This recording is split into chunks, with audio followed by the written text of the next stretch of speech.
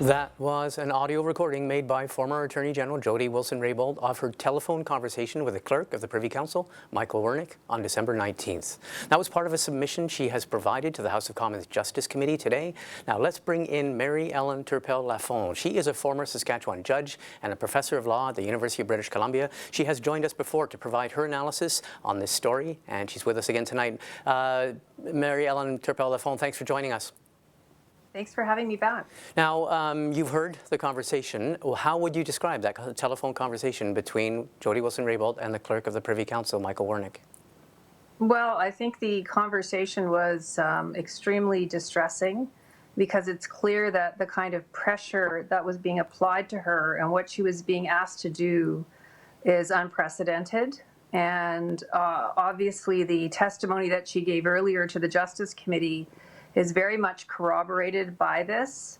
And the other part of it is that clearly the testimony of Mr. Butts and Mr. Wernick is going to be very hard to accept now in light of not only the recorded conversation, but actually when one reads the entire brief that she submitted today. There's some very compelling evidence there, and certainly supporting a very different version of events than was testified to by Mr. Butts and Mr. Wernick at the committee. Early in the conversation that we just heard, Michael Wernick tells Jody Wilson-Raybould that the Prime Minister is going to find a way to get the deferred prosecution done for SNC-Lavalin. Do you view that as a threat to Jody Wilson-Raybould, or does that foreshadow what's happening? Or what do you make of the way she finished that telephone conversation, for example? She said, "I'm waiting for the other shoe to drop," and she talks about a Saturday night massacre. Yeah, I think it's important to understand that this isn't a threat of physical violence toward her, but it's a threat to her career. And throughout this entire call, you can piece it out. There's ongoing prodding of her way beyond what is appropriate. She, in fact, says to him, "This is not appropriate," and he continues.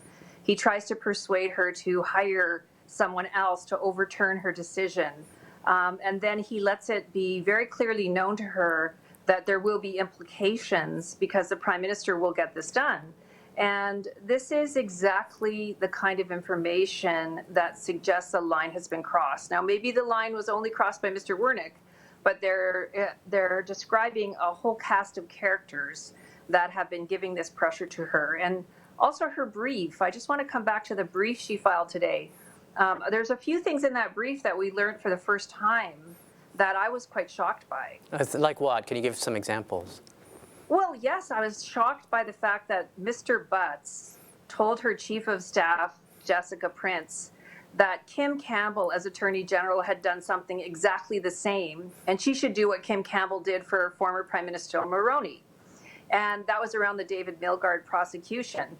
And so her brief talks about how she actually had a meeting with the Right Honourable Kim Campbell to explore what Mr. Butts had said and say to her, "Did this ever happen to you when you were Attorney General?" And Right Honourable Kim Campbell says, "This never happened. This would never happen. This situation is completely inappropriate."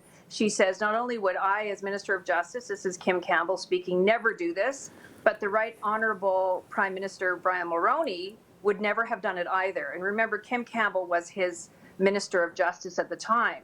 So here in her brief today, we find out that she took information where they were pressuring her so severely, Mr. Butts was pressuring her and her staff so severely, that she actually convened a meeting with a former Attorney General and former Prime Minister to say, "This doesn't make any sense to me, but let me run it by you."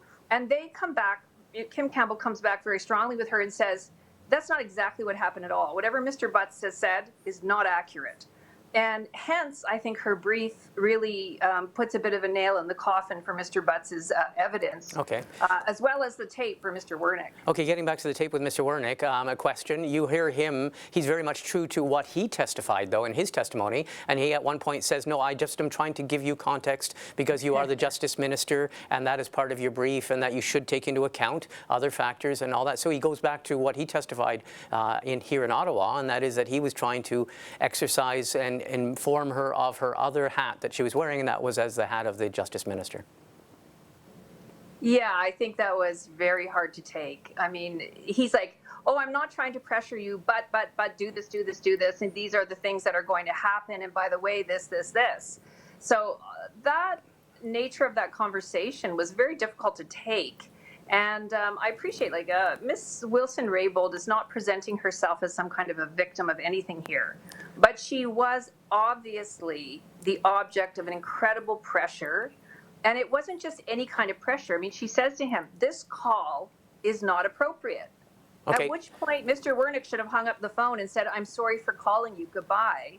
But he persisted after that to try and persuade her to go down the road of a DPA, to talk to the Director of Prosecution and others. So this is not consistent with what his testimony was before the House of Commons Justice Committee. There's a pretty significant divergence here once we hear the tape. Okay, a quick question, a quick snapper, as they say. Did you hear any evidence of illegality in that conversation? Well, I mean, the issue, you have to remember, understand the difference between criminality, a breach of the criminal code, and illegality. It is not consistent with the rule of law in Canada to intervene in a prosecution. Whether that actually gets to the level of an attempt at obstructing justice, that should be fully investigated. Today is further evidence that this should be fully and completely investigated. We still do not know whether or not she was fired because she wouldn't do it. Now, I think there's a rational grounds to think she was. We still don't have parts of the information, which I think police and others should look at. But the fact of the matter is, a line was crossed here. And the line is about the rule of law. She stood up for it. They didn't get the DPA that they were seeking so desperately to get. However, she was removed. And apparently, the new Attorney General has hired someone to give him advice to look at how he might be able to find a way around it. So there are concerns here that should definitely be looked into. Okay, last question, because a lot of people, and over this whole weekend, a lot of people are going to be having a parallel conversation, and that is, was there anything inappropriate in Jody Wilson-Raybould obviously queuing up a recording device and tape recording this conversation when she called the clerk of the Privy Council back? Was there anything inappropriate or untoward, unethical about that? Well, I think that she has counsel, former Supreme Court Justice Tom Cromwell. He must have advised her on it. But she says in her submission that she was alone. It was a few days before Christmas, and she did it because she wanted to create an aide memoir. She didn't have staff with her. So I think her explanation is a very innocent one. The other part of it is, I think she was very dignified in her original evidence in that she didn't bring the tape out. I don't think that she, one can think so you're going to a bumper next, right? Maybe she was trying to be more respectful. I don't know. But anyway, recording the conversation is unusual, perhaps, but she does say it's an aide memoir. And actually, in the end, it's ended up to be very helpful to get to the bottom of this situation. Thank you very much for taking the time. Thanks for speaking with us. Thank you.